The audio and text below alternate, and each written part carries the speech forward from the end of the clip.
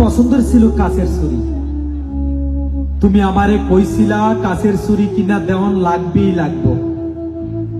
তখন আমি বেকার ছিলাম, তোমারে ছুরি কিনা দিতে পারি নাই। তবে আমি তোমারে কথা দিছিলাম যখন কাজ করবো তোমারে ছুরি কিনা দিব। তোমারে কথা দেবার পর একদিন পুকুর পারে তোমার নিয়ে বসছিলাম, গোপনে তোমার হাত ছুঁইছিলাম। তখন না তোমার হাতের ছুরির মাপ নিয়ে ফেলেছিলাম। জানো, গোপনে আমি ফেরিওয়ালার কাছে, ছুরিওয়ালার কাছে তোমার হাতের জন্য ছুরি অর্ডার করলাম। এরই মধ্যে ফেরিওয়ালার বাড়িতে চুরি হইল, ডাকাতি হইল। ডাকাত দল ফেরিওয়ালার সর্বস্বার্থ কাইরা নিল। আমিও বেকার, ফেরিওয়ালাও বেকার। ভাগ্যের কি খেলা।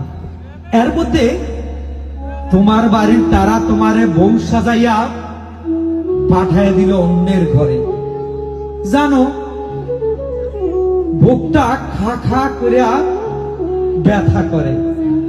এরই মধ্যে ফেরিওয়ালা নতুন করে কিস্তি উঠাইয়া নতুন করে তার ব্যবসা শুরু করলো।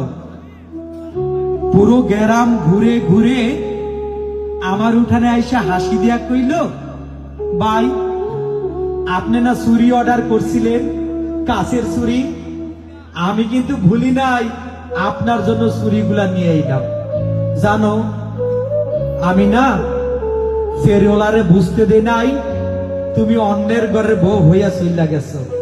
আমি না বুঝতে দেই নাই, গনে গনে 4 কোটি টাকা দিয়া চুরিগুলা কিনা ঘরের ভিতর নিয়ে গিয়ে কি যে আমার মনে আনন্দ, আমি ভুলেই গেছি তুমি এখন অন্যের ঘরের বউ। জানো, আমি গরিব মানুষ, নেই সুটকেস, নেই আলমারি, নেই টান, নেই সিন্ধুক। চুরিগুলা কই রাখি? তুমি যে একটা গামছা দিছিলা, সে গামছা দিয়া চুরিগুলা গিট মাইরা লুকায় রাইখা দিলাম।